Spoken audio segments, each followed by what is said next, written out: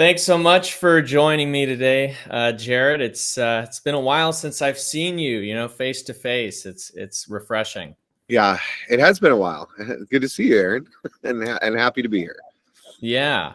So I'm going to include sort of a bio about you, but I figure one thing we can just lead right into, which you'll probably be very quick to answer, for people in my audience who don't know, what is an assistant director? Well, if I'm talking to somebody who doesn't know, the analogy that I usually use is we're sort of like wedding planners for movies, where the director is the bride, and your first AD is sort of the head wedding planner, and you sort of we don't necessarily, it's not our wedding as an AD. It's not my wedding.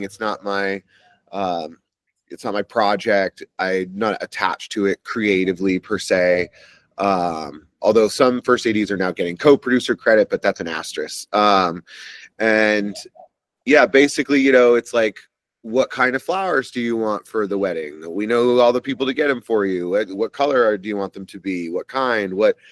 How do you want the bridesmaids dressed? Which order do you want them to walk in? And so we collect all of that information from the bride and then disseminate it amongst all of the guests and everybody that's there. And we run it on the day so that during the wedding, the bride is focusing on getting married to that person and not worried about running the event of the wedding, right? And so as an assistant director, we sort of run the event of the film set and the shoot, where the director can just sit at the monitor and really concentrate on the movie that they're making and the performances, and not worry, like, does the actor that works in 4 hours know that the car's picking them up at their house in 2 hours, right? They don't think about any of that. We do all of that for them. Yeah, and with that too, there are different rungs, of course, in the Sure. assistant director department. So you've Yeah. got your first, your second, sometimes a second. How do their roles kind of differ? Sure. I mean, it's a funny thing, and the industry is always changing. We all use these tools like cameras and lights and things, but cameras and lights, just like scissors, can create all kinds of different products and different things. And on a narrative feature film or television show, your assistant director roles are different than, say, the assistant director roles on a commercial or a industrial sort of video product, like videography stuff or stuff like that. So a lot of what I'm going to talk about is explicitly for narrative feature films and television shows, sort of like Hollywood stuff, right? Mm-hmm.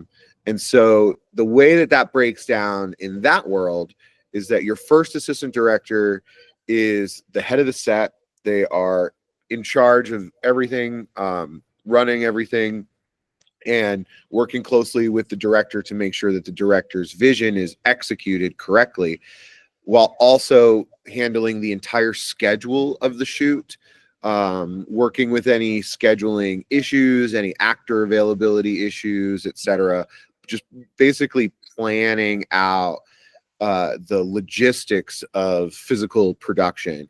And then that's all during prep. And then on the set, the first AD is running the set while their assistants, the key second and the second, and maybe additional second ADs, are executing that plan that the first AD has put in motion from the set, if that makes sense.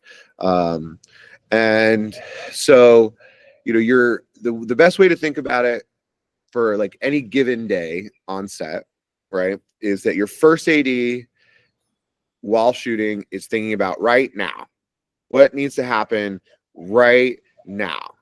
And your key second AD is doing the call sheet for tomorrow, walking around to all the department heads saying, do you have everything you need for tomorrow? Is there any information you're missing? Do you have the staff that you need? Does everybody know what they need to do to act? And they're basically planning tomorrow on behalf of the first, while the first is running the current set. And then your second will be on the set with the first, putting out smaller fires and sort of helping the first AD run the set smoothly and efficiently, and helping them disseminate information so that they don't have to be running all around. They can stay very close to the director and DP, and the second can be a little bit further away, moving around the set, talking to people. And the second also sort of handles questions about yesterday.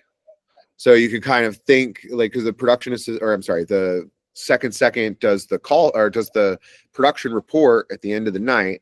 And so if there's any issues from yesterday's shooting or anything from the production report, the office or maybe a producer or the other departments might come up to the second and be like, hey, what time was lunch yesterday?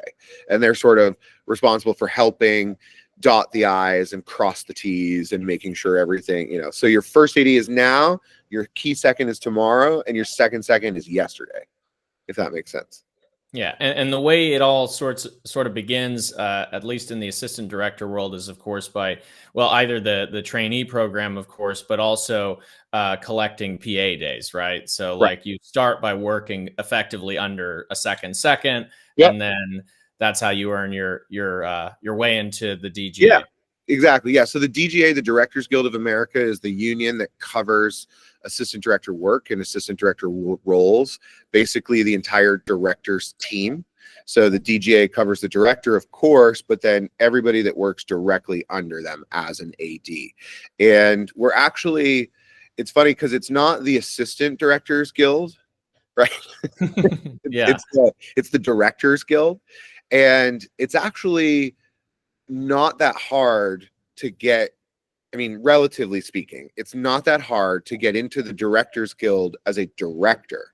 It's actually much harder to get into the Directors Guild as an assistant director, because the guild doesn't really see us as assistant directors as as their primary members. We're more, I mean, we're definitely like, they definitely take care of us and, you know, our contracts and all that sort of stuff, but we're actually assets that the guild organizes for their directors, right? So if you're a producer, you want to hire Steven Spielberg to make your feature, well, Steven Spielberg is a member of the Directors Guild of America, and the DGA says that, you know, you, Aaron, can't hire your cousin to be Steven's first AD, because we as the DGA don't trust that that person has enough experience to run the set correctly, to protect Steven's vision, to make sure that everything Steven communicates to the crew is effectively executed, you know. And so in order to get into that pool of people that the DGA deem qualified, you have to get on what's called QL, which is a qualification list that the DGA manages. And in order to get on those lists, there's a couple different paths, but it's like 400 days as a non-union assistant director on narrative TV shows or movies. So sort of low budget features or low budget TV shows or something where there's no union contracts and you just got the job through your skills and networking. Or you could do 600 days as a production assistant on major movies and TV. And then you keep all those call sheets, all those pay stubs, all that, those deal memos, all those production reports. We're talking like 3 5-inch binders of 4 or 5 years of paperwork of every day, and you turn it into the DGA, and they comb through it and they make sure that you are who you say you are and that you have the experience that you have. And it usually takes folks, if you're just getting started in the industry and it's like your first day on set as a PA and you're looking around, you're like, I don't want to do sound, I don't want to do camera. The ADs seem pretty cool. That seems like a cool job. If that's the experience that you have and you decide to walk in that direction, it's probably between 5 to 8 years before you can be an AD on a basic agreement, big budget Hollywood movie or TV show. And so what was your sort of path like? Because I remember you kind of recounted like the early days. Well, first, you went to school for film too, which is an important thing to add in that sort of chronology. But at what point did you kind of find yourself kind of leaning more in that direction? Because I know for a lot of people, you know, like certainly a lot of people I've met in different departments, whether it's camera, grip, etc., Right. like they all kind of had like this idea of like where they wanted to go initially, and then they fell in love with something else, or a door opened for them that they would have never imagined. How did it kind of shake out for you? Yeah, I mean, that's a great question. So it's sort of my origin story, right? So I went to ASU, to Arizona State University, not initially for film. It was a local school, then I was a local in Arizona and I could go for in-state tuition. And so I did that. And while I was there, I discovered movies and TV. I fell in love with The Lord of the Rings, and I watched all those behind the scenes. And I thought, well, that's what I want to do. I want to work in Middle Earth. I want to go to New Zealand and make chainmail and swords and be on set, you know, and that sort of stuff. So I started doing the film program stuff there. And when I was in school, I thought I wanted to be a director. I made a lot of short films, and I wrote and directed a feature film for my thesis at ASU. It's not very good, but I learned a lot. And while I was doing all of that and was in school, Arizona's state government passed some tax incentives to entice some big Hollywood movies to Arizona. And so I ended up on a $28 million Universal picture. And what year was this? Sorry. This is 2007. So Okay. in 2007, I still had a year left of school, and during spring break, a casting director had come to our classes at ASU, and they were looking for extras for this movie called Take Me Home Tonight with Topher Grace and Anna Faris and Chris Pratt, and it's actually got a crazy big cast for such like a forgotten movie. But so while I was on that movie, I was one of like 150 extras for a party scene that's like half the movie. So we were there like for 8 days straight. And because we're in Arizona, they don't have a lot of like Hollywood infrastructure here. And so there was no real place to hold the extras when they weren't working on set. So they just kept us on set. So they couldn't. So like we're at this house in Scottsdale, this giant mansion, and there's like 150 of us. And there's just nowhere to like store us when we're not being photographed while they're setting up lights and doing stuff. So we were kind of there, which is probably really awful and annoying for the crew. I got a helicopter coming over. Is that all right? I'm not getting it. So okay. Probably good. So it's probably really super annoying for the crew. I loved it because I got to watch, you know, everything that was happening. It was a little bit like that experience that I just described in the previous question, where I was blown away. I had done all these student films and was like the president of the film club, and I thought I knew what Hollywood was like, and that was a huge eye-opening experience to be on a set like that and to go, oh, this is so different from anything I've ever done in film school. And the stuff that I'm learning in film school about, you know, photography and lighting and all that sort of stuff doesn't feel like it applies for how this, I don't know how I'm going to get a job in this environment. Right. And looking at all the crew and how they do stuff and I'm like, so I walked up to the second AD on that movie, and because I was attracted to what all the ADs were doing, and as they were setting background and running the set and all that, I was like, that seems like a cool job. I think I might like that. And so I walked up to the second and I was like, so what's your path? Like how does one become a second AD on a $28 million Universal movie in Arizona? Like how does that happen? And it turns out, and so this guy named Michael Judd, who's now a director, he directed a few episodes of Young Sheldon and was the first AD there for most of the series, I think. And he did New Girl as well.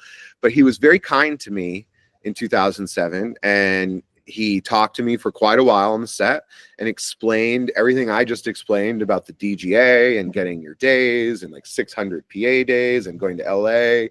And so I sort of was swept up in it right then and there and decided that, yeah, I don't want to be a director. I didn't want to hustle and try to like raise money and do pitches for my projects. And like, I didn't want to do any of that. I just like being on set and working on movies and TV and being a part of Hollywood. So I was like, I'm going to be an assistant director. I'm going to move to LA to be an assistant director. And that's exactly what I did.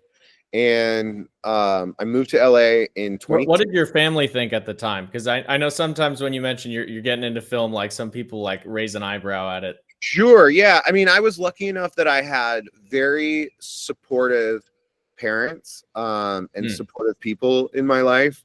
The truth is that I come from poverty and a lot of I have a high ACE score, which is adverse childhood experiences, lots of divorce, violence, substance abuse, lots of moving around. My dad went to jail a few times when I was a kid.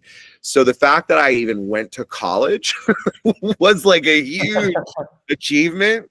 So the fact that I wanted to do movies or whatever, I was already like famous in my family for just going to college. So I was very lucky in the sense that I did not have an established middle-class family that was like, this is a pipe dream and blah, blah. I didn't have that experience at all in any of my community. Everybody was very supportive. If I did run into any of that, that would have come from my wife's family, my in-laws, my mother-in-law and father-in-law, who were not super thrilled about their nurse daughter marrying a film student. You know, they weren't very excited about my career ambitions. And even to this day, you know, I worked on Westworld and I worked on Glee for years, and I've got good credits. You know, I worked on Star is Born, and none of it is really good enough for them. They're still like, Hollywood Jared milking off the nurse wife, you know. I'm like, what the hell, you know. So I did get some of that from my in-laws, but we moved to, so my wife and I got married in 2008, and we moved together for my career to LA for me to be an assistant director and be a PA and do all that stuff. And when I first got to town, it was really hard, Aaron. It was really hard to break in. It took me 4 months to get a paid job, and my first paid job was an office PA on The Secret Life of the American Teenager on ABC Family season 3. And I learned a lot in that job, but I wasn't very happy being stuck in an office, and you know, and I didn't really like the show and all that. And so my wife at the time had been a nurse for like 5 years, and we were fairly financially stable. I was working as a PA and she was working as a nurse, making a lot more money than me at the time. And she wanted kids. She was like, I'm ready to have kids. I want to have kids. And I was like, I'm a PA. I want to wait until I'm more established as an AD. And she was like, no, I want to have kids now. I was like, all right, we'll have kids. And so, you know, I'm here. I'm on board. I'm with you. And so we had kids, and that was really hard. And all of a sudden, my life changed, where my life was no longer about me. Yeah. My life was about other people too.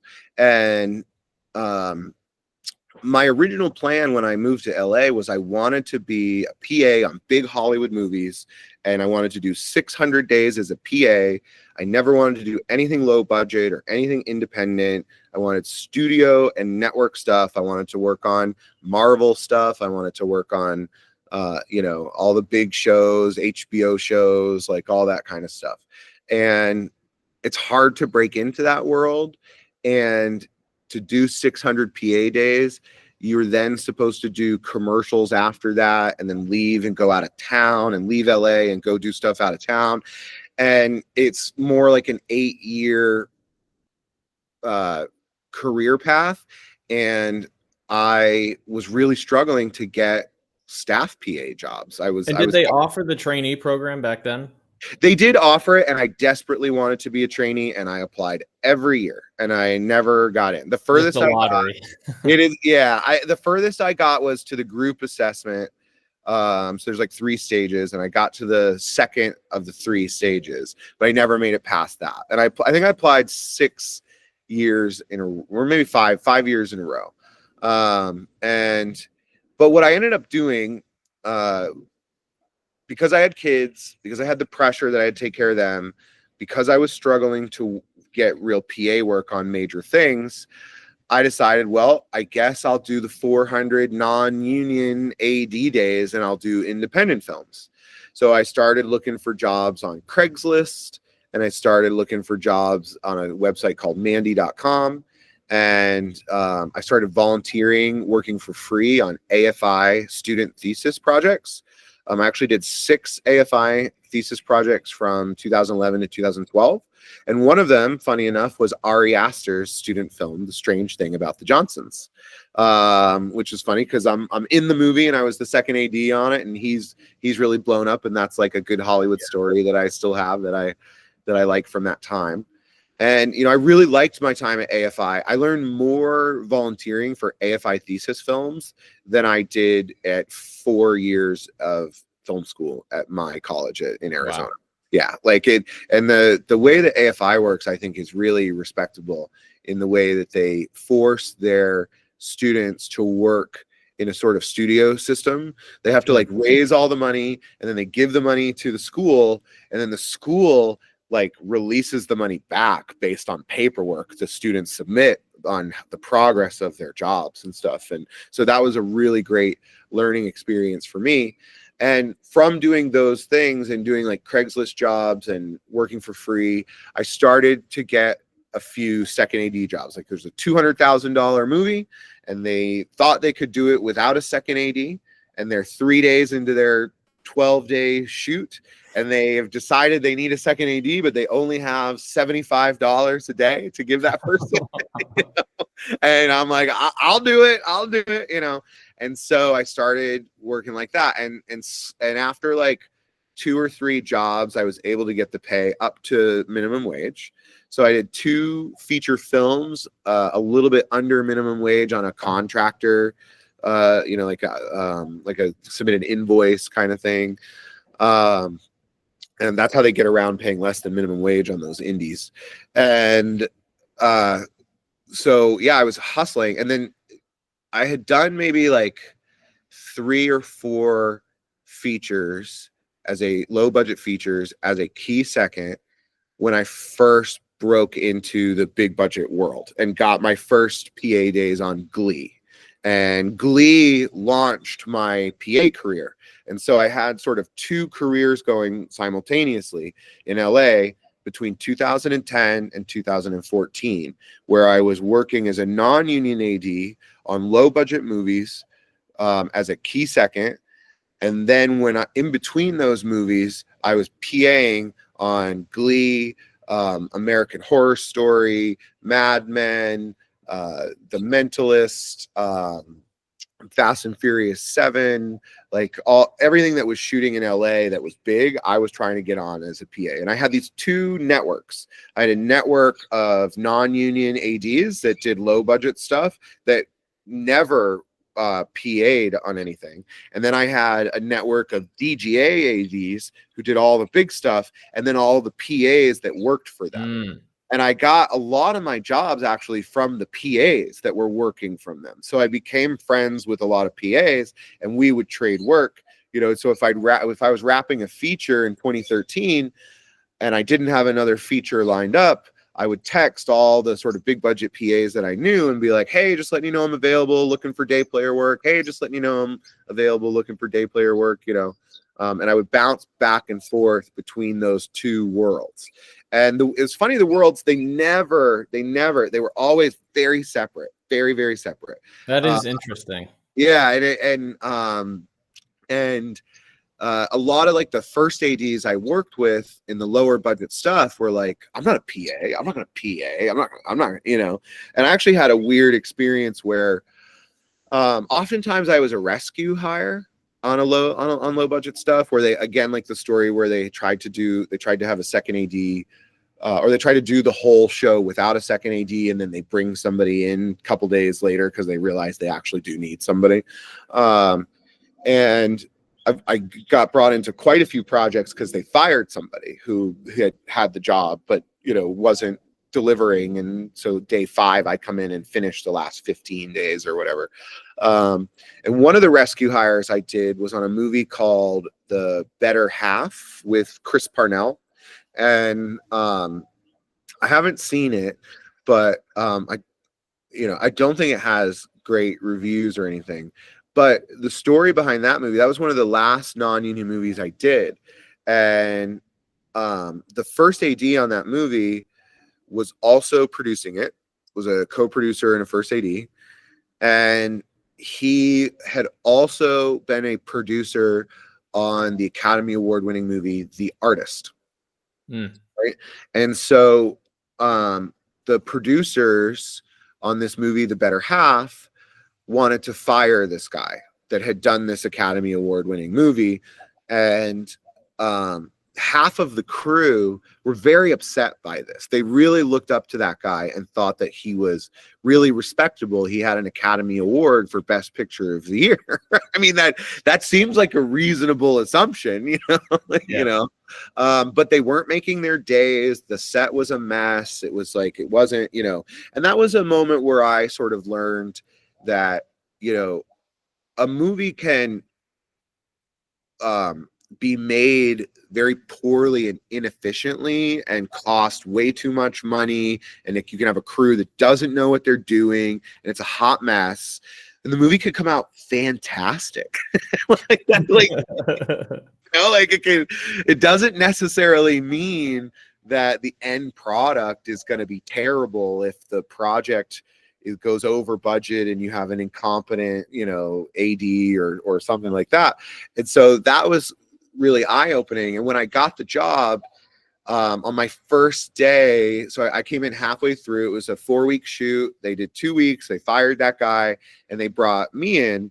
And I had been a non-union AD doing a lot of low-budget stuff. But if you looked at my IMDb, all the big budget PA stuff I did was at the top. Right. So like if you search me, you see, The Hangover 3 as a set PA and Fast and Furious as a set PA and Glee.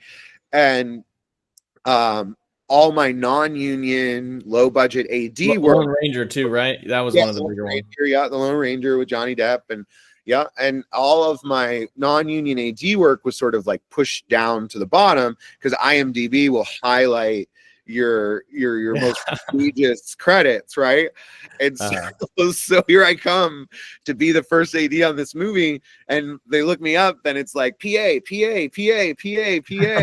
and the production designer in the art department went up to one of the producers that was still remaining on the job and said, "You're gonna fire an Academy Award winning producer to hire a fucking set PA to run the set?" And sorry, am I allowed to swear? Yeah. Okay. And she quit, and she brought the whole art department with her. They walked off the set during my safety meeting. They were like, "We're done. We quit. We're not, and yeah, it's absolutely crazy. I kind of went off on a tangent there. I don't know why I brought that story up, but so that was one of the end of my non-union career. In 2014, I had accumulated 400 days as a non-union AD, all my call sheets, all my pay stubs, and I turned that into the guild. The guild approved it. And I went full union and started and completely left the low budget indie world and started working full time as an AD on bigger, major things, and used all of my PA network and DGA AD network to transition out of the low budget to the bigger budget stuff, to the union stuff. So that's sort of my path. And then, in 2016, again, because of the kids, I was like, and I guess that's a little bit of a tangent that I went on. One of the reasons I chose to do that non-union path instead of my original goal was to only be a PA on big budget stuff. I chose to do the non-union stuff because I knew it was faster, right? Like 400 days was going to get me faster to DGA money, and the rates are public. They're on the website. If you go to dga.org, you can go to rate cards. It's right there on the front page, and you can see what we're paid and so I had printed that document out from the website and put it on my fridge because I was making minimum wage most of the time as a non-union AD, even up till even that movie I just described, that story, I think my rate was something like $200 a day as a first AD, or $250 a day as a first AD. And, you know, a first AD on a major movie or television show that's fully funded by a studio or network is making $1,000 a day. Like, And were you commuting during this time from Arizona, or no, did I that lived come in later? LA. So I lived in LA from 2014. I'm sorry, I lived in LA from 2010 to 2016. And my kids were both born at Kaiser on Sunset, right in Hollywood. And I was living in a tiny house in North Hollywood with the two kids and my wife, working for like minimum wage on low budget stuff, and PAing. And when I joined the DGA in 2014, I was $65,000 in personal credit card debt, from, you know, buying car seats and like buying diaper bags and like just the cost of, you know, taking care of my kids and childcare and all of that. And it was really tough. And the reason that we got that deep into debt was because my wife and I both had faith in me that I would make it, that I would get there. And we had printed out that rate sheet, you know, where I would go from making $200 a day to $1,000 a day overnight. Right. And that actually really happened. And it was one of the best moments of my life when I got into the DGA. It completely changed everything. It only took me 2 years to get out of that $65,000 credit card debt, which is amazing. Right. Yeah. Well, and Absolutely. I can't imagine the pressure you must have felt during that time. I mean, what was your routine like at the house? Like after you get off from set, were you just still Oh, working? Like, was there kind of yeah. a Yeah. It feeling of was. desperation? Oh, yeah, man. I mean, yes. It's like brushing your teeth while eating Oreos. You know, it's just like, it's just a hot mess, and you're just doing the best you can. And it was work at work and work at home and work at work and work at home. And, you know, I was doing 14-hour days, 15-hour days, and then coming home and only having like 9 or 10-hour turnarounds and just being gone the entire time. So one of the things that my wife and I had arranged is that she went part-time at the hospital so that she could be home more. And that was a risk that we both accepted that she could do. So she maintained our benefits, our health insurance, and all of that by working part-time. And she was able to schedule it. So as a nurse, she works 12-hour shifts. She works 3 to 4 12-hour shifts a week. And so what she was able to do as a part-timer is that she was able to do a Friday, Saturday on week 1, and then a Sunday, Monday on week 2, so that she would have 4 days on, 10 days off, 4 days on, 10 days off, 4 days on, 10 days off. Right. And so she did that for like 3 years while I was working as a non-union AD and PA. And during the 4 days that she was working, we would fly my mother-in-law from Phoenix to LA to live with us in the tiny house to watch the kids while both of us were working, because I was always working. I was just always working. And so for like 2-3 years, my mother-in-law lived in my 2-bedroom, 1-bathroom, 750 square foot tiny house I was renting in North Hollywood for like $2,000 a month in a shitty neighborhood with shitty schools. You know, it was just like, it was absolutely insane. And, you know, I use the term leapfrogging single parents, so that like because my hours were like 12-hour days, 14-hour days, and Molly's hours were 12-hour days. If one of us was working, the other one was a single parent. It was very rare that both of us, I think only 1 or 2 days a month, we would be together and not be working and be with the kids. Like otherwise the kids were with one parent. And it was actually something, I don't know if this matters, but it's like a regret I have in terms of parenting, that my kids would often go to bed with one adult and then wake up with a different adult in the house. and there was no way to communicate that was going to happen.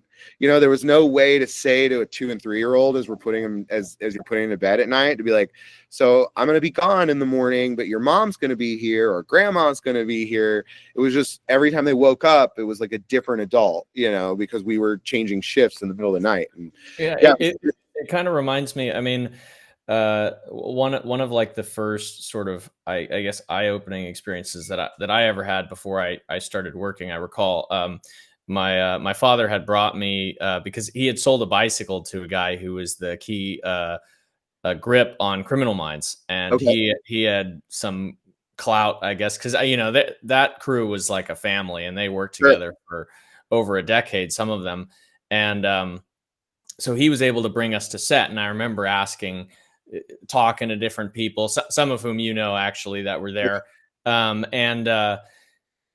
one guy, I was like, so what kind of advice would you give for somebody trying to get into this? And he was like, well, just know what you're getting into. mhm, And it kind of struck me as odd because I had always just kind of had this picture in my head of what it would be like, and you know, just like I watched the Peter Jackson behind the scenes stuff as well, sure, and quickly I learned as I started to work on sets that I mean there is something sort of analogous to almost being deployed, where it's like you don't quite see the yeah, inside of your home for long stints of time, yeah, that's very and real. life almost feels to pass you by when you're working these grueling hours Yeah, and things like that. And so around that time, I guess I was in college. That's when I met you. Was on mhm, pitch in San Diego yep, back when I was still in film school at the time, and very quickly it started to just add up. You know, the longer you're in it, the more people yeah, are texting you, can you do this, can you do this? And yeah, I just kind of yes man like everything, right. all the way into you know, Westworld and things like that. Well, it's funny And because, well, I was going to say when we met, I was just about probably ready to pay off those credit cards because we met in 2016, and yeah. it was maybe like June or something, like in the summer, I don't, or maybe May, when I was in San Diego for that, and I want to say exactly what you're talking about. Like you don't see the inside of your house, you don't, you know, so it was very, very hard. And I got into the DGA in 2014, and my money situation completely changed, but my lifestyle stayed exactly the same. Like exactly, like you know, like so I went to making 40 grand a year to $200,000 a year as a second, but I was still leapfrogging single parent, still flying my mother-in-law in and out. Molly's still part-time, still, you know, still working crazy hours. And actually, when I started making more money and got on bigger things, the hours got worse because on lower budget stuff, they don't have the money to pay for overtime or a lot of overtime. I didn't do a 23-hour day until I got into the DGA. And then I was People will hear this and not like believe yeah, it. Like yeah. And I then I did told it. Yeah, I did a 23-hour day on a movie called Yoga Hosers, and it was a Johnny Depp thing. And Johnny was gonna leave, and he was gonna go do a Pirates movie and be gone for 9 months. And so they couldn't. They had to get everything. They couldn't add another day of shooting. And so they were like, just keep going until you get everything. And we literally shot for 23 hours. I I made a think lot of money, but it's yeah. like, you know, but I never saw my family. So this like kind of brings up the point where you asked me about commuting. So in 2016, after you and I had met and I did pitch, I then went on to do the Mindy project. And while I was on the Mindy project, it, it's sort of just kind of we finally paid off those credit cards, and it came to a head where we were like, what does our future look like? What does the next 10, 15, 20 years of our lives look like? And I had a 4-year-old and a 5-year-old that were about to start school, and I had paid off all my credit card debt, and I'm a member of the DGA. I'm working all the time, which is wonderful, but I'm never home. I'm never around my family. our home life is really tough and really, really hard. And, you know, this whole single parent thing, like, why do we live like this? Like my mother-in-law coming and, you know, it's like, why is our life like this? Why is our life like this? And when we really sat down and thought about it, the only reason that we were living that lifestyle was because Jared wanted to work on movies. No other reason to live like that. And so, and my dad got cancer at that time. And that was also formative for me in the sense that it kind of knocked me out of haze and made me see the world a little bit more clearer, I think. And I was like, I don't want to spend the rest of my life working all the time. And I live in this city where I need $250,000 in savings as a down payment for a shitty, tiny house in a bad neighborhood, you know, with bad schools. And so I took a step back, Aaron. In 2016, I went part-time in Hollywood and we moved back to Arizona. And that's when I started commuting. So I have now been commuting for 9 years, back and forth to LA. And it was one of the best decisions I ever made for myself personally. You know, even in the crisis that's happening in LA right now and in Hollywood in general and the entire film industry, I feel very grateful that I jockeyed myself and positioned myself not to need a six-figure income to maintain my lifestyle and to be able to pay my rent and to be able to pay my car, whatever kind of car I have. So I drive like shitty Subarus and I, you know, and I don't have a Tesla and I have a smallish house here in Arizona. But it only cost $230,000 when I bought it. And I'm in a great neighborhood, great schools, and my kids go to school with their cousins, and one of their aunts is a teacher at the school, and grandma's down the street, you know, and it's been really great. And so what I did career-wise at that time is that I told everybody that I'm only going to be a day player now, that I'm not going to staff, that I won't accept a full-time position on a TV show or movie anymore. But what I'll do is I'll come in like I was doing in my PA career, where I would come in on big background days or double up days. And that's actually what I was doing on Pitch too. So like when I met you on Pitch, they brought me in to run the 500 background, you know, to be in charge of all the background. Yeah, do all big amount of background. Yeah. That was yeah, every day we had the same 500 people. You were in the cattle call, you were there. Yeah. And it's funny because you approached me in the exact same way that I approached Mike Judd on Take Me Home Tonight. And you were like, how do you do this? Like, how did you become an AD on this kind of movie? And, you know, we started talking about being a PA and all of that sort of stuff and how my career worked and all that stuff. And I'll tell you, anybody who ever shows interest like you did, I absolutely give them attention and the time of day and talk to them. The only reason that I have a career is because those folks did that for me. So I always pass on. I always am like, you know, I get random emails from people all the time. They're like, hey, I saw that you worked on Glee and I really like that show and I want to work on it. You know, is there, you know, do you have any advice or blah, blah, blah. I will talk to anybody. I will give you an hour to anybody and, you know, talk to them and whatnot. And because that's what people did for me. Yeah, some people have a real discomfort with doing that. There were a couple times when I had friends come to me because they saw that I was working and they said, you know, is there any production that's hiring or a way I could get in? And I think I probably had texted you at one point in time, like wanting to refer somebody that just never ended up reaching out. And I just couldn't believe it. I was like, this. Yeah, it does happen. You know, it's funny you bring that up because what I do is I probably did this to you and you probably don't even know, but I do a little test, right? Like, so if I get an initial inquiry or like a random email or somebody walks up to me on set or something like that, I'll usually say something like, well, I'm a little busy right now, but can you come back and talk to me tomorrow? Or can you send me an email in like 3 days, like when I wrap this and then we'll chat. I just give them like one small task to reestablish communication with me. And 9 out of 10 people don't.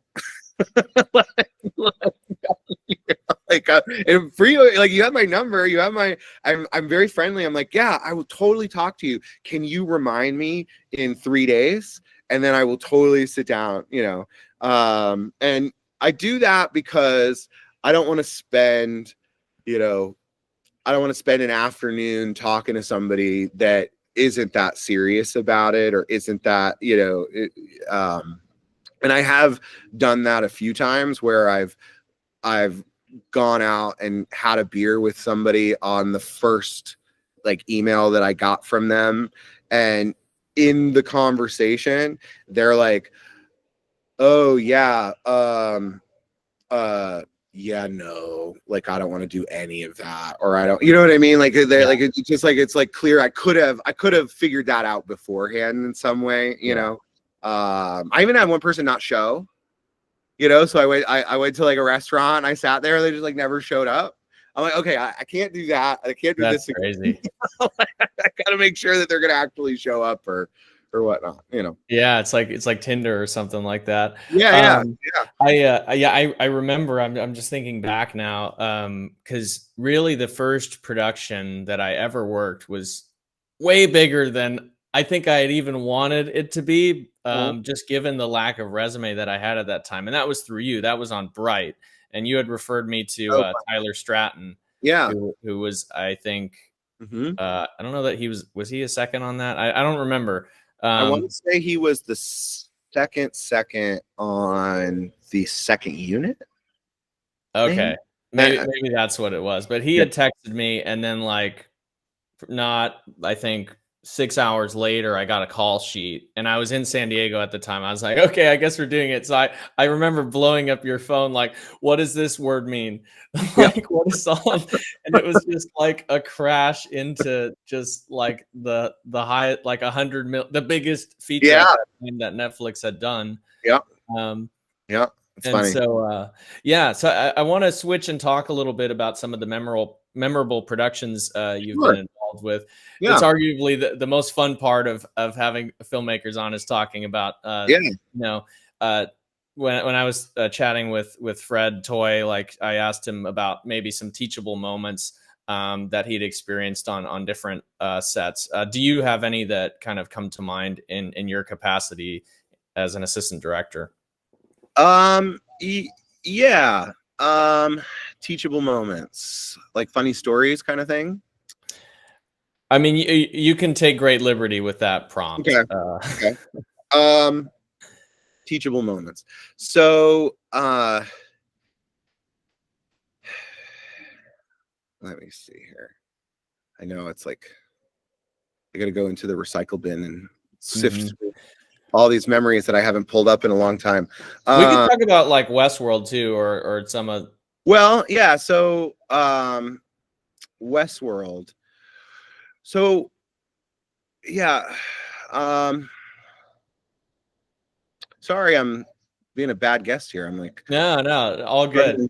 I'm I struggling. just think it'd be interesting because I had Fred on, Yeah. and he talked about that shoot from like his perspective. So Yeah. having somebody else who was also on that production in the AD department would be Sure. interesting. Sure. Yeah. But I mean, so Westworld. So working on Westworld was one of the best jobs I ever had, and flat out, one of the best jobs I ever had.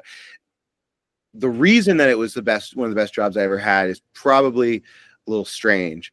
It was a 2-week special unit that was created for season 2. So usually Westworld shot with 2 units. They always had 2 units going.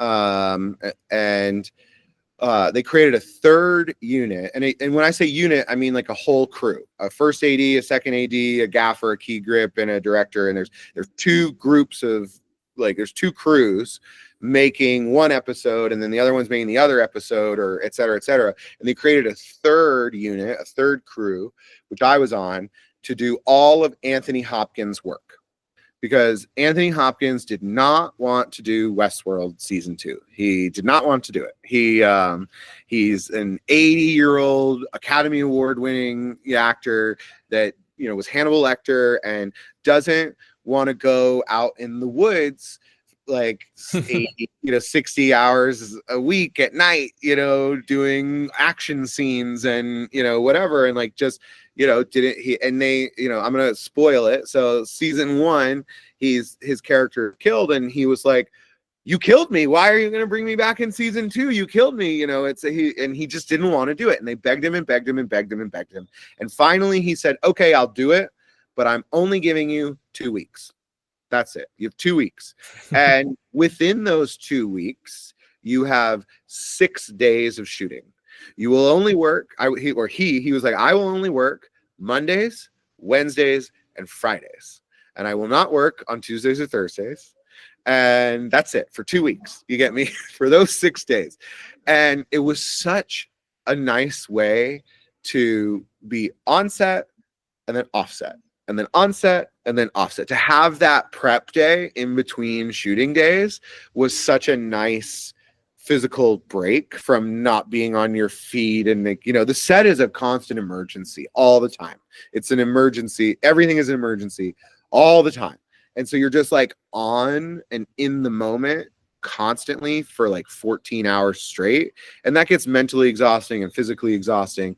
And so to have that break in between was so cush and so nice. I was so grateful for his power and his ability to make such a nice working condition for us. He also set the hours. He was like, I'm not working over 12 hours. If you go over 12 hours, I walk off the set.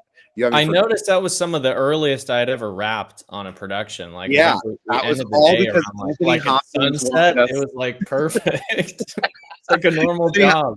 Yeah, Anthony Hopkins was like, "We're going home, everybody." And I'm like, "Yes." He's like, "We're done." And he did walk off the set one day. One day we did it. We got just barely there, and he was like, "Nope, that's it. I'm taking my radio, taking my mic off, taking everything off. Here's my props." And he walked. So great. So, in terms of like a teachable moment, that was a moment where I became grateful for powerful people that have the ability to influence, producers in the studio, and can do that. And Spielberg has that reputation of requiring shorter working days. Clint Eastwood has that reputation. And you can sort of start to learn who you'd like to work with and who you don't want to work with. And that's like, oh, I want to work with people who think like that, who like that, like who love their job, but they're not necessarily martyrs or a martyrdom, like constant on the hamster wheel. It's good to take breaks. Yeah, they can humanize the set in a way that some people kind of like are right. Turned off to. Like I recall, like Anthony Hopkins in particular would take great pains to like introduce himself to random people in the crew, which, I know other big actors that don't want to be seen standing next to crew. So just little things like that. And you talk to people that work on the production side, a lot of them will kind of describe how on some sets, there's almost this sort of disdain for lower level production types. And so, for me, I'm always grateful when people kind of, they add that element of, let's treat people like people. One of the worst parts of my job is when I have a toxic person who has basically assigned me to class separation. Right? Like my job on the set is to protect them from the lower class people and make sure that the lower class people are not coming and hanging out and mingling with the upper class people. And that sort of like enforced class segregation is one of the most toxic and terrible parts of my job, when I've got to do stuff like that, when like some well-meaning person is maybe just a little too close, and I have to awkwardly go over to them and be like, "Hey, can you go over there?" it's like, ah, man. So that kind of sucks. Well, and conversely, I mean, one thing which I also am very grateful that you did for me was when I was on sets and we were both on set at the same time. Occasionally, there were moments when I didn't have anything to do, and you would assign me to Video Village to kind of be around the creatives, and you would tell me just observe, don't kind of make yourself a known quantity, but here you go. And I was just really grateful for all of those opportunities as well. Well, you're welcome. Yeah, I mean, I definitely try to take care of people. I try to, here's a learn moment. One of my better credits on my IMDb is Star Trek Beyond reshoots. So I got hired to run background for just one day of reshoots on that job, and it was so cool, Aaron. It was like one of those like jobs where you're there and you're like, wow, I'm like really here right now, like I was in the hallways of the Starship Enterprise, and my background were blue shirts and red shirts, and the Star Trek insignia that goes on their blue shirts and red shirts was actually not part of costumes, it was part of props. And props, they were basically a magnetic pin, and props kept them in a padlocked briefcase that was handcuffed to their hands. They would come to background holding with the briefcase and open it and assign each serial number of each pin to each individual extra and take their paperwork as collateral, so that if they tried to walk away with the pin, that their payment paperwork was held hostage. And so that's sort of like a cool upper, like higher end industry story. But I bring that up to say that I was hired as an AD on that, as an additional second running background, but I got the job from a set PA that I was really nice to, that I was friends with, and that we had sort of come up together, and she was still a PA. Her name's Ashley Gresson. She's a wonderful person. And she was running base camp on it. And the second AD was like, all my people are unavailable. Any second ADs available that can come in and help for reshoots? And Ashley texted me and said, are you available? And I said, yeah. And so you never know where your jobs can come from. You know what I mean? Like, you never, like, there's an assumption that there's like a ladder and a hierarchy that you climb, and that is true. But oftentimes, I've gotten really fantastic jobs because the set PAs on those jobs recommended me to the ADs because they liked me. It's surprised me how social the industry is, and how much it's about relationships and networking and maintaining those relationships. The skills are important and you need to have them, but once you learn them, that's not all you need, and it's not that hard to learn. Like, I think that if you were to spend maybe 2 years on set, you're pretty much there. There's not a lot, you're going to keep learning as you climb and stuff, but the basic nuts and bolts and the skills and how everything runs, you can get it within a few years. But the reason that you'll continue to climb is not because you do a call sheet faster than another second AD. It's because you're nicer than that other mean second AD.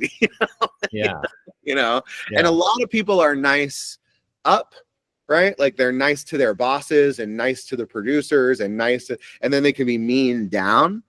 And I try to do both. I try to do nice up and nice down. I always think about my PAs and lockups. I try to switch them up. I try to not send somebody way out 10 blocks down and for the day, be like, you're going to lock up down there for all day. I try to switch them out, and that sort of stuff, and make it an enjoyable experience for everybody, and there's no reason that it can't be like, we can't be fun and be nice to each other and support each other and help each other get where we want to go and learn and stuff, Yeah. Well, kind of, I realize we're at like an hour mark, but one of the things that I think is very important to touch on is kind of what sort of happened within the last, 5-6 years to the industry. Sure. how you sort of noticed a change initially. We kind of talked about this on the phone previously, um, but what sort of happened? I mean, it seemed to me something that predated COVID a bit, but certainly that and the strikes seemed to just exacerbate what ended up happening. Um, so yeah, walk me through what's happening in the business, the state of the union, as it were. Yeah, so it's pretty bad in the United States right now. I know it's bad worldwide, but it's particularly bad in the United States. There was actually, I want to say there was an article there right now. If you look at like right now on April 26th or whatever today is, 2025, if you look at the Hollywood Reporter, Variety, if you were to like go to Google News and search Hollywood, you're going to find all these articles about all the lack of work, the production has left LA, that the stages are empty at Disney and Warner Brothers, and comparing the city to Detroit in the auto industry, in the sense that, you know, general audiences and movie fans and TV fans are still watching movies and TV. And while it's slowed down a little, you wouldn't think that, you know, so many people have lost their jobs. There's still new movies coming out in the theater. There's still, you know, shows coming out, but they're just not making them in actual Hollywood anymore. They're making them in other countries and other places, in Prague and London and Australia and all over the place. And it kind of started, the downturn started officially 2 years ago, in 2023. And basically what happened is that the streaming wars ended. And when the streaming wars ended, it turned out nobody won. No, you know, there was this idea in Hollywood during what's called peak TV, where when television became prestigious and at a higher quality, up in the realm of Academy Award winning movies, right? Where you have movie stars like Anthony Hopkins and Helen Mirren and John Travolta doing television shows like Westworld or The Queen or you know, American Crime Story or something, right? And so all of a sudden movie stars are doing high-end, big budget TV shows.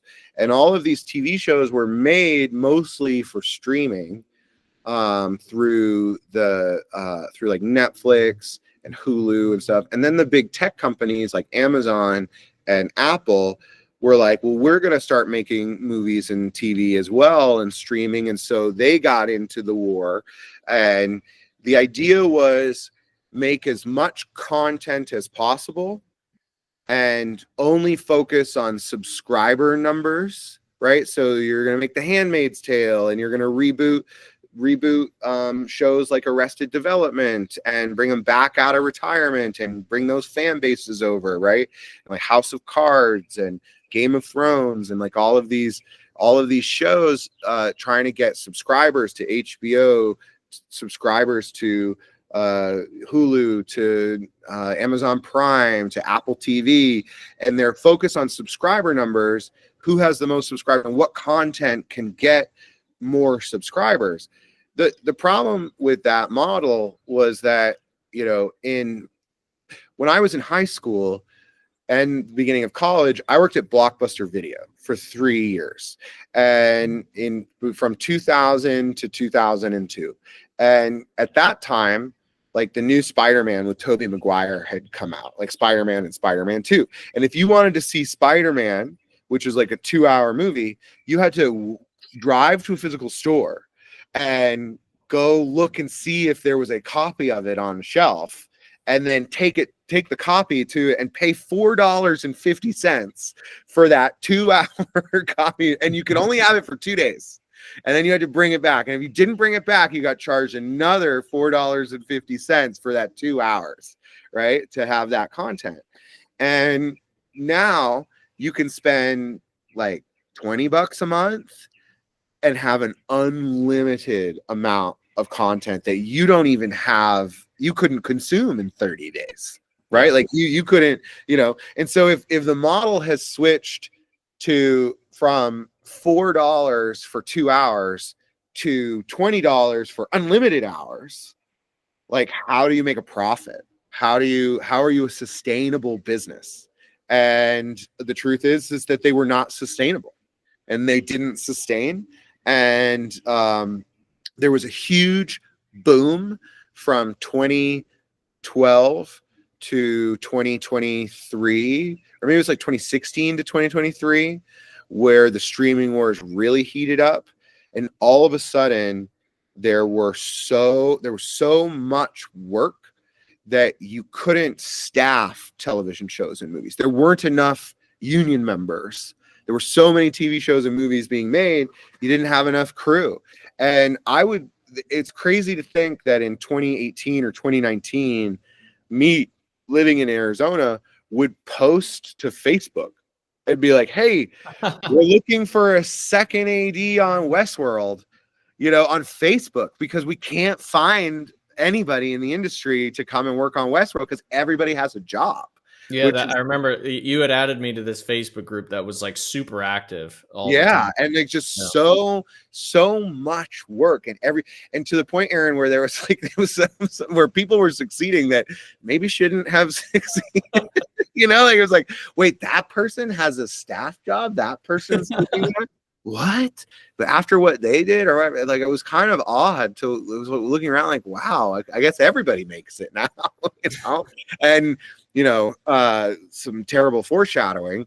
So I started to notice that there was a serious problem before the strikes. So in March of 2023, or really like February of 2023. So the way that I look for work when I need a job is I go into my phone and I go into my contact list and I text out to everybody I know. And I say, hey, Aaron, just checking in, letting you know I'm available. Just wrapped a show or just wrapped a commercial, just looking for work, just checking in, saying hi, right? That's it. Real simple, real soft. No, like, hey, I really need a job or anything like that. And over the course of a 15-year career, I have built a large network. And especially because I only day played and because I worked on so many different TV shows and movies. Like if you look at my IMDb, it's huge and has all of these titles. But if you look closely, you'll see one episode, 2 episodes, 1 episode, reshoots, additional photography, right? Like just like small jobs on bigger things.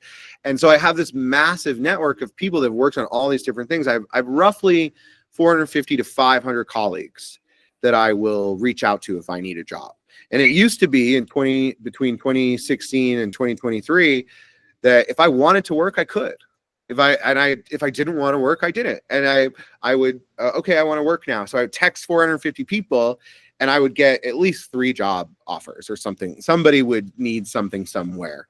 Yeah. And so I had this sort of confidence in this idea that was going to last. And when I started texting out for work in February of 2023, I started getting very odd responses. I started getting quite a few folks going, well, I'm also available. I don't have anything lined up.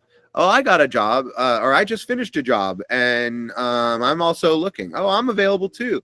Oh, I haven't worked in like 3 months. Something's going on. I'm looking for work. Oh, I'm looking for work too. Just more and more people being like, I also don't have a job. And it became, there were rumors that the writers were going to go on strike. The writers went on strike in 2007. There's a sort of industry knowledge that the Writers Guild is sort of like strike happy. They historically go on lots of strikes. So I started noticing all of these text messages.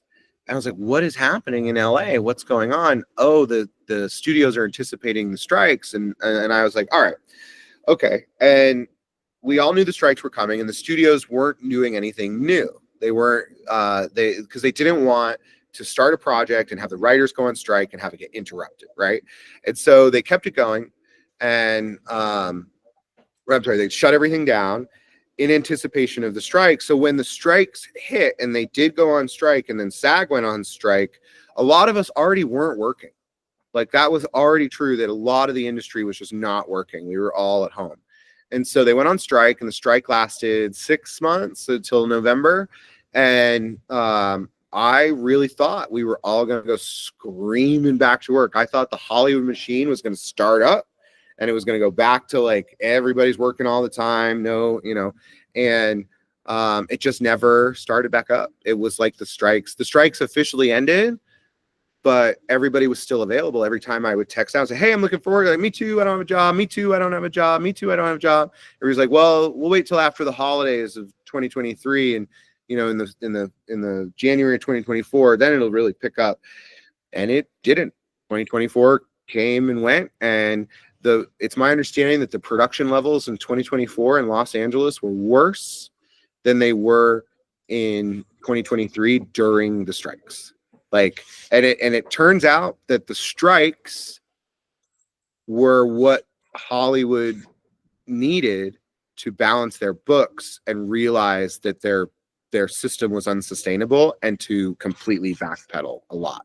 So unfortunately, it seems that the strikes helped the studios a lot more than it helped the writers. It's my understanding right now that like the WGA has like a 50% lack or reduction in jobs since 2022, you know. Yeah, I looked at some metrics as well for like the first quarter of this month. Film LA put out a report that they had done, and they measure it by, I guess, shooting days. So television production fell 30% in the first quarter of 2025, which is pretty significant. Yeah, I guess so. What is the discussion like among your colleagues, some of whom are still in LA, obviously, about what's next? Nobody knows. That's a lot of the discussions around unknowns. Like, we just don't know what's going to happen. Some people are trying to chase the work. Some people are moving to, you know, Eastern Europe. They're moving to Australia. They're moving to London. They're trying to literally chase the work geographically. Some people are just leaving the industry altogether. I have quite a few colleagues with amazing careers and amazing credits that are now, you know, project managers at a small company in Ohio. And I know an AD that switched over to the board game industry, that's working in board games. And there are quite a few of us still kind of holding on. I go to DJ meetings every month online via Zoom, and I come out to LA a lot to see people. And a lot of people are sort of treading water, waiting and hoping that Hollywood's history and Hollywood's infrastructure that's there will bounce back, and that you know, it'll start up again. But you know, we don't know. Some of the things that they're talking about is they're talking about expanding the jurisdiction of the unions outside of the United States, but that's incredibly complicated in terms of working with foreign governments and, you know, all that sort of stuff. And usually foreign government law, like foreign laws supersede American contract law, you know. So you know, it's in our contract that the director is always allowed to pick their first AD. They can always pick their first AD as long as they're in the guild, and take them with them on any show. And that's not true in London. Like the laws of the UK supersede the contract stipulations in the DGA contract. And so if you go, you know, they make a Marvel movie in London and they hire Jon Favreau cannot bring his first AD from LA to London contractually. Like, they may allow him to do that, or they may make that happen for the tax credit, at least. Yeah, but right now they're not doing that, right? So they're really only any of these big movies or TV shows that are shooting in foreign countries and foreign places are only traveling above the line people. They are not traveling gaffers. They're not traveling first ADs. They're not traveling key grips. They're not traveling transportation coordinators. They're only traveling actors, writers, and directors. And so it's a real crisis for American below the line workers.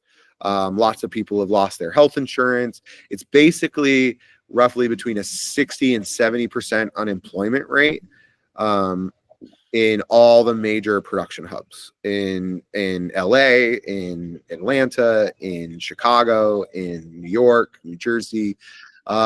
It's bad. And there's some tax incentive stuff that they're talking about. They're trying to get California to double their tax incentive. There's also this idea that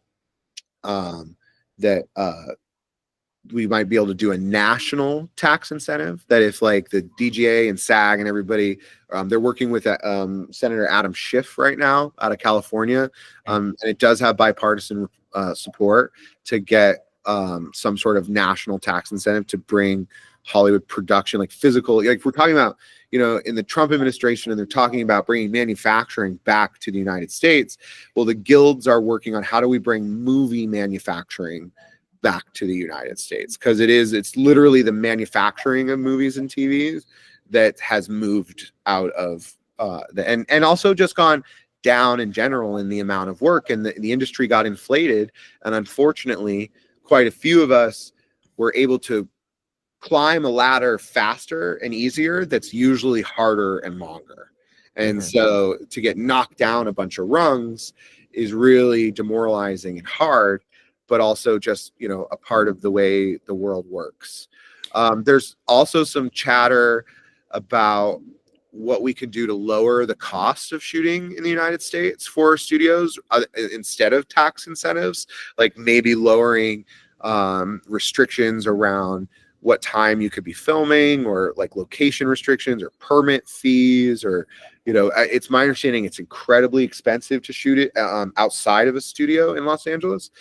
If you wanted to like shoot in a neighborhood in Burbank, it's like incredibly expensive. I want to say it's something like 5 to 10 times more expensive than shooting in like a neighborhood in like, you know, like small town Alabama, you know, or something. And is that like due to the permits required to shoot there? Does it have to do with, I mean, I know that a lot of local residents in LA are kind of familiar with the way productions can pay them quite high for renting out a house. Yeah, there's an regulatory thing. Yeah, there's an unfriendly culture to Hollywood in LA from the population that is not in Hollywood, right? And so, you know, movies are disruptive, they're loud, you have bright lights in the middle of the night outside your house, you're trying to sleep, and there's like they're emulating the sun, you know, like across the street, and there's lots of these crew eating at the food truck right there, you know. Maybe a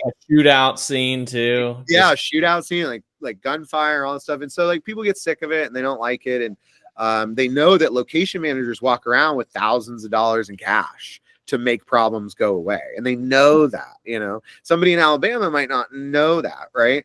And so like the LA people, they're like, oh, are you guys shooting right here? Okay, I'm going to park here, roll down my windows and turn the music up in my car, and I'm going to walk away. You know?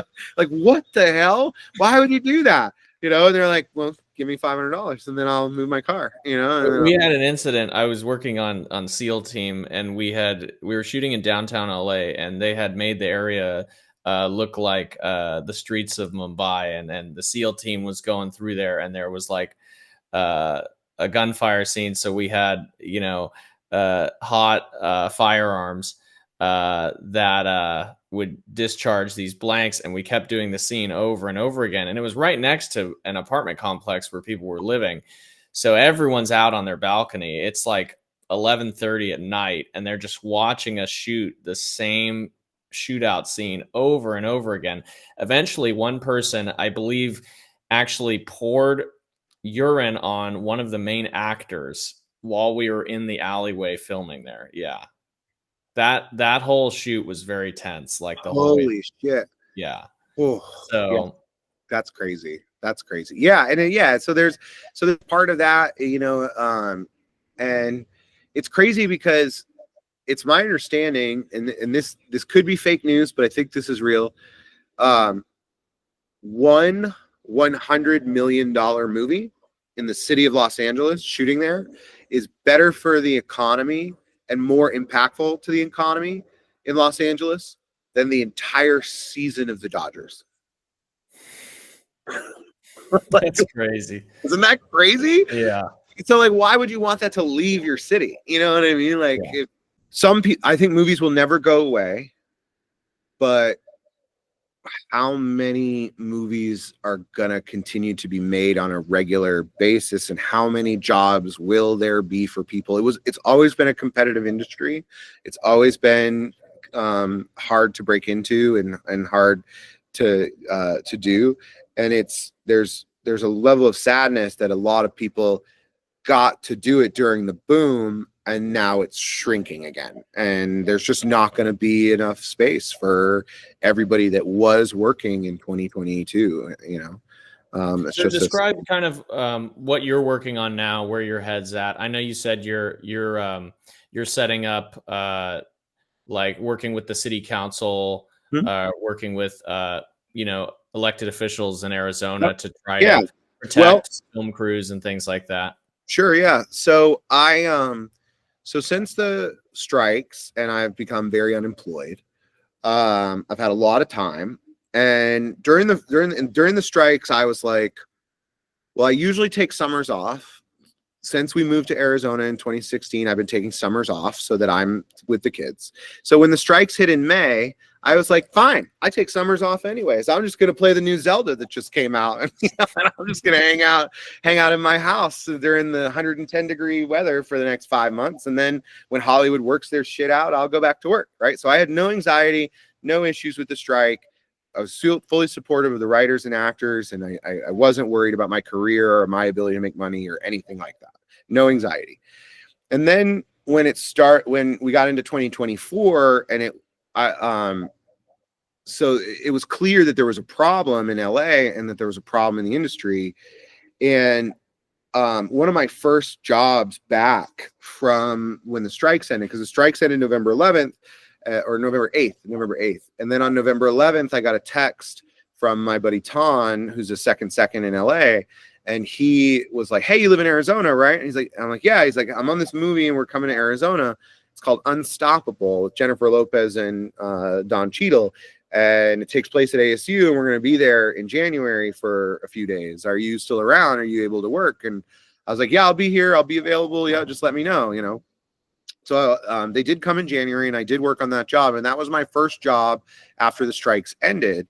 And it was absolutely wonderful to be on a $60 million, real movie stars, real budget. And it was here in my hometown, here in Phoenix, shooting at the university where I went to. And I had this like crazy meta full circle experience of shooting, setting background and shooting scenes at literal locations where I made short films on campus, like the same sets, the same pieces, the same parks, the same like walkways, the same buildings. It's absolutely insane for me to return to film school at the highest professional level to do that. And that was great. And I loved it. And one of the things I noticed is so after COVID had hit, I started working locally in Phoenix on commercials. I'd heard there's union commercials here. We have spring training. We have like all the athletes come here, and then commercial companies come here to shoot commercials with those athletes here in Arizona. And so I've been working on all these commercials here. And when I did this big movie, I looked around and there was none of the Arizona crew. Like none of the people that I've been working with on commercials were working on this movie. And it was a big union movie, and these are big union commercials I was working on. It's not like a local indie scene or anything, they're like legit grips, legit camera people, and they weren't on this big movie that came to town. And I started asking around, and it turned out nobody knew that it was coming, that there wasn't any infrastructure in the state to like let local folks know that these projects are coming to town. So I got involved with a member of IATSE, and we created something called the Arizona Union Production Coalition.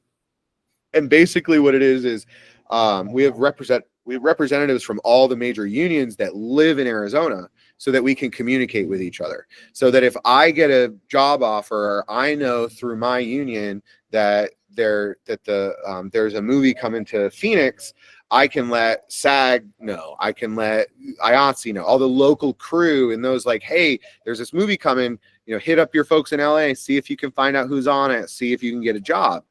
And so we created that and with the crash in LA, I thought I would go back to LA even in 2024. And I didn't go back to LA until December of 2024. I got one day on a Ben Stiller comedy. And that was like for all of 2024.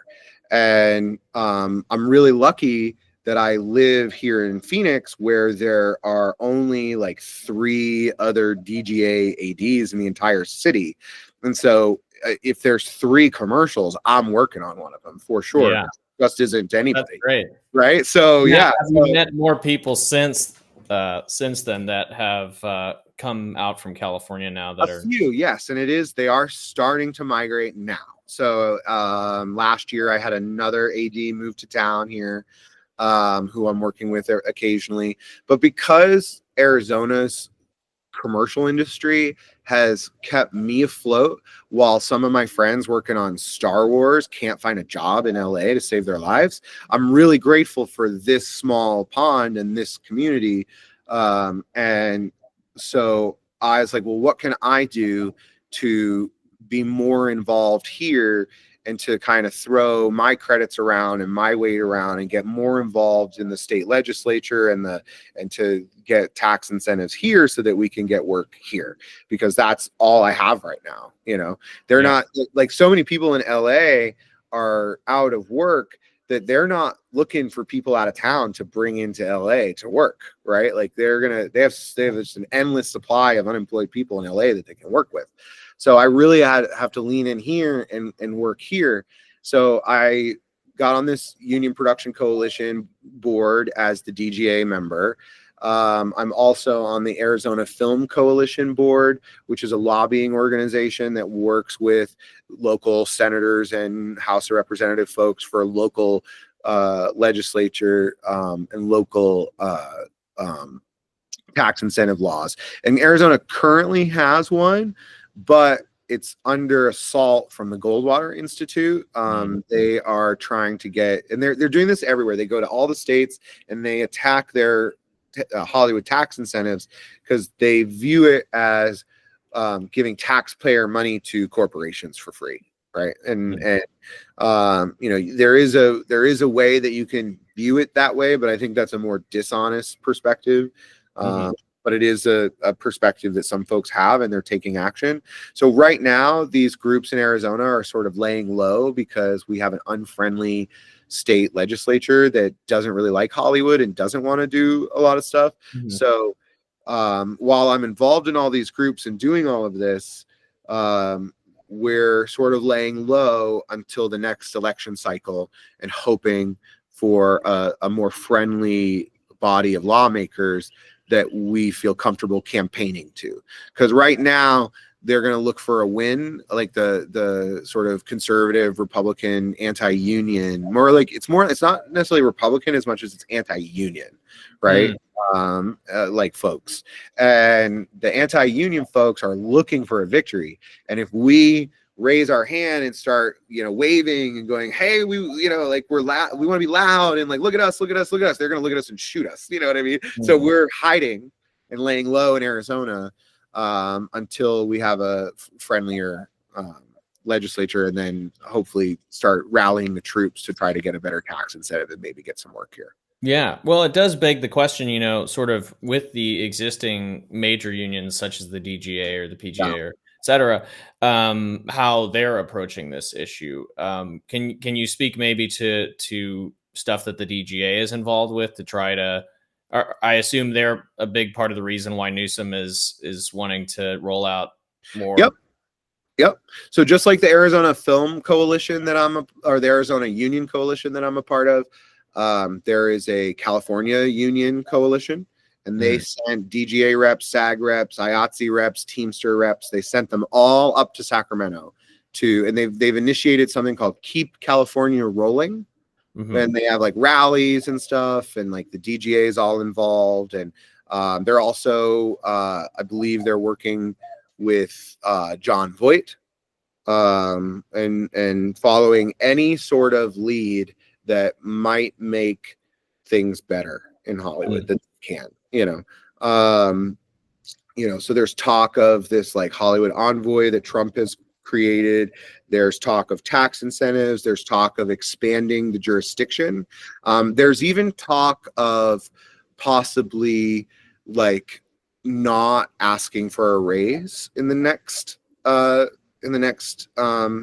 negotiations. Like there are some minority members who are loudly saying they think that we're paid too much, and that if we're that we're making six figures, like these are really high paid jobs, and if we were paid 80% less or something like that, that it may be more attractive to shoot here in the United States, which is a really scary, slippery slope. But the truth is that the crews working in Australia and Europe and the Middle East are working for like 40% of our rates. So even if we were to go down to 80, if we were to take a hit, like you're still saving way more by continuing to go overseas. Well, it almost doesn't seem to fix sort of the macro issue, which is that, as you said, it's really the way that these films have been distributed to consumers that is like the crux of the issue. It's the fact that people can pay less for more ultimately. Yes. In a way that, in the 80s and 90s, when you could sell a screenplay for $3 million to the studio, would be unthinkable today because a fraction of movies are released theatrically now of what were. So it almost seems to me like there needs to be kind of like an emphasis placed on like the distributors, that maybe that model needs to change. Well, it's funny because Netflix announces that they're going to raise their price by like 75 cents. And everyone loses their mind. Loses their minds, like absolutely just loses their minds. And that's tough. Like I as a consumer and a movie fan, I love how much access I have at such little cost to content, and to movies and TV. And so as a viewer and as a consumer of media, I don't want Netflix to raise their prices, but as an employee in that industry, I don't know how they're going to sustain it if they don't, and now they're bringing in ads, right? Because they're returning to a cable model where like all of a sudden, you pay for Amazon, you pay for Netflix, but you also get ads. Yeah.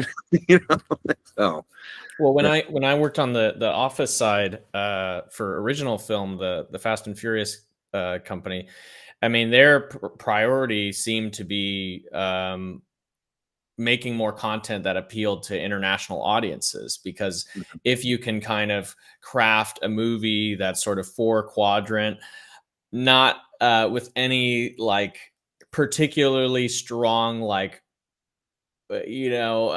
moral position, let's say, getting into that pipeline of 1 billion people in China can certainly make waves. And so I think more than half of their gross at the box office was overseas in places like China and Europe, etc.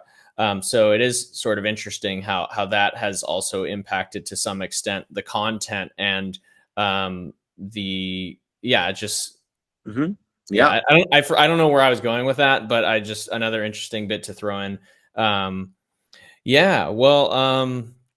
Closing thoughts. I mean, it is really interesting because I've had multiple different film guests on now, and I usually like ending on like a note of like positive note, optimism and advice, right? Of like what to do in this situation. When, I mean, from my vantage point, at least, it seems like that advice might quickly change depending on how legislation gets through in California and in other places. But yeah, just closing this out, and any final thoughts?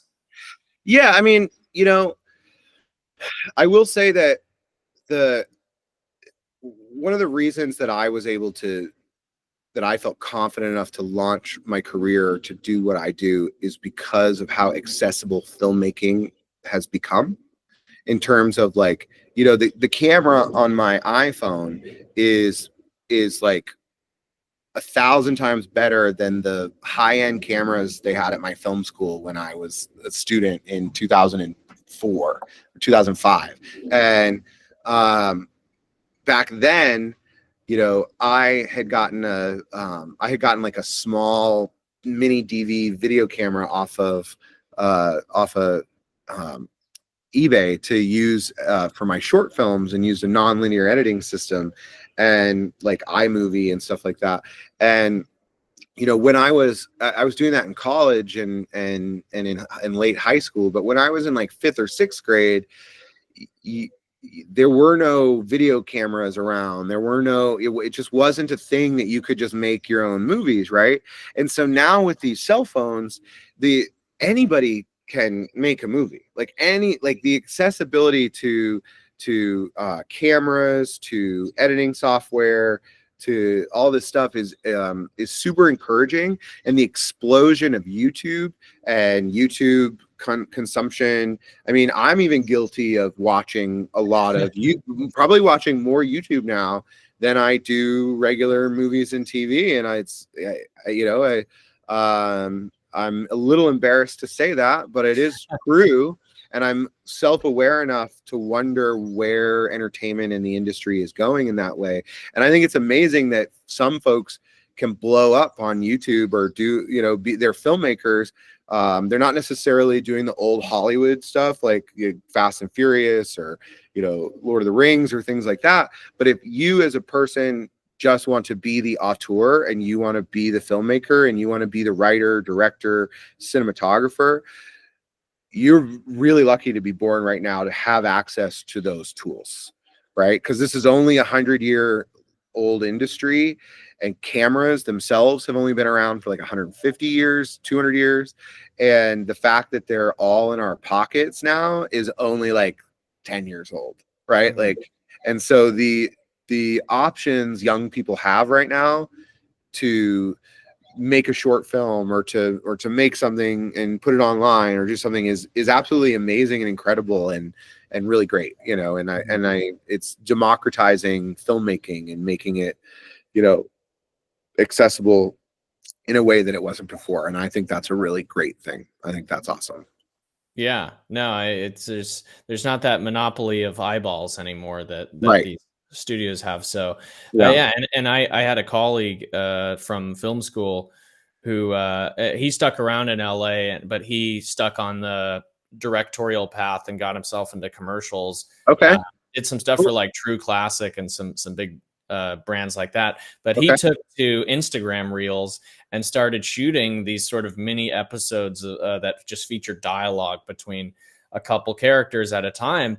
And over time, people would just watch these and like share them, and they started to blow up. You'd get like 100,000 likes on like a video, and people are like, I want to see like if he says no to the girl or whatever. And Okay. it was interesting to get that kind of response, almost to say that like I think people do appreciate when you put more work into a medium that's conventionally regarded as a bit more of like a casual distraction. If you go out there and you shoot with an Ari or something like that, and you put real actors in and you add real directing to it, I think people are still very receptive to quality. Yeah, I've heard of verticals. Have you heard of this? Is what your friend did was basically what China's doing now, right? Isn't that it's my understanding that verticals are coming out of China, or at least that's where it started over there. And that may be wrong. I may be retweeting. The great thing about that format is every major platform has adopted it. Even on, on YouTube, you have shorts. On TikTok, on Instagram, you have reels. You can take the same aspect ratio and just stick it across all of these platforms. Yes. And build a whole system out. So that is interesting. I remember you and I worked on a Quibi show. You remember Quibi? Yeah, yes, that was the dummy thing, right? Was that Yeah, with yeah. Anna Kendrick? And yeah, uh-huh. It was like Yeah. mobile only streaming or something. Yes, uh-huh. Like, Yeah, super funny. Well, I as we were talking and like we had some technical difficulties, but you had asked me earlier about some learned moments. And mhm. so I'll leave you with an anecdote of a learned moment. So in 2022, I got brought in to replace the second on a TV show called Rookie Feds. And the Rookie Feds is a spin-off of The Rookie with Nathan Fillion, right? And the Rookie Feds followed Niecy Nash, the FBI character in the show. And she got her own show based on it, right? And what happened was that the second that normally did the show got a job in Hawaii on a big movie for a week, and it was like a huge paycheck, and his ads really supported him going to do that, so they let him go to Hawaii to do that movie, and they just replaced him for the one episode, and I came in to do the one episode, and it was episode 11, and I was there for 5 shooting days. But on the second day, on Tuesday, we were shooting in Hancock Park, at a house in LA, and it was a dinner scene at a dining room table in the house. And so, it's a big TV show from Paramount, 10 giant tractor trailer trucks full of equipment and stuff and costumes, base camp, the trailers, like all of it's all set up. Everything's down there. It takes us like 2.5, 3 hours to get up and running before we first start rolling from when boots first hit the ground.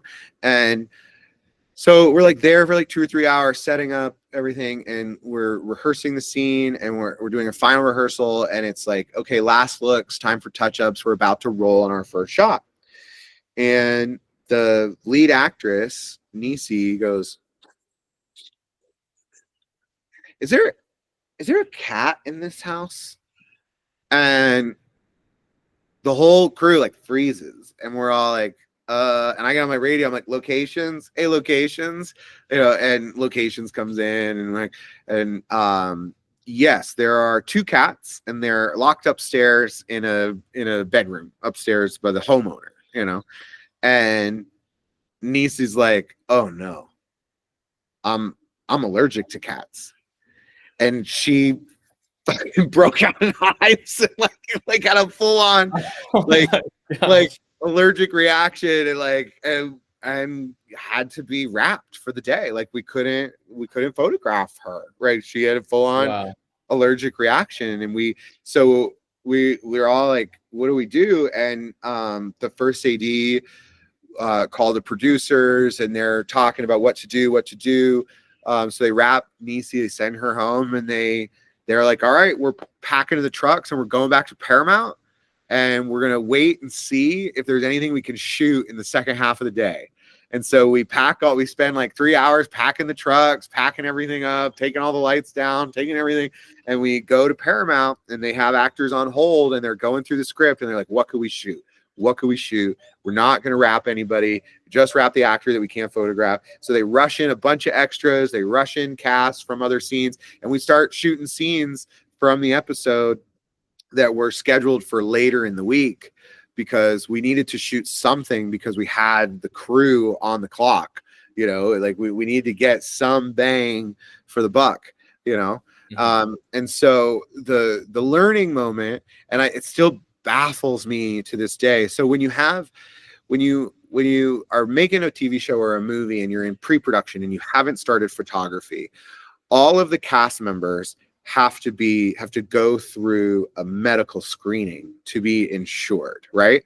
We have to know that you're not at stage 4 lung cancer and will die halfway through the 9-month job, right? Like we need to know that stuff for insurance for these big projects and stuff. And it baffles my mind that they got to episode 11 and they didn't know that their lead actress was allergic to cats. So if you're gonna go out and make short films on YouTube, or you're gonna, do reels or something, and you're hiring actors or you're working with actors, find out if they're allergic to anything before you start shooting, and try to make sure there's no peanuts anywhere or no cats anywhere, or and that might help you avoid wasting a lot of time and money, and so yeah, well said. okay. Jared, there's something I want to add after we're done, but thank you so much for taking the time. Yeah, absolutely. Absolutely, Aaron. Anytime. You're a good friend. I'm happy to help and happy to be here. All right. Take care. You too.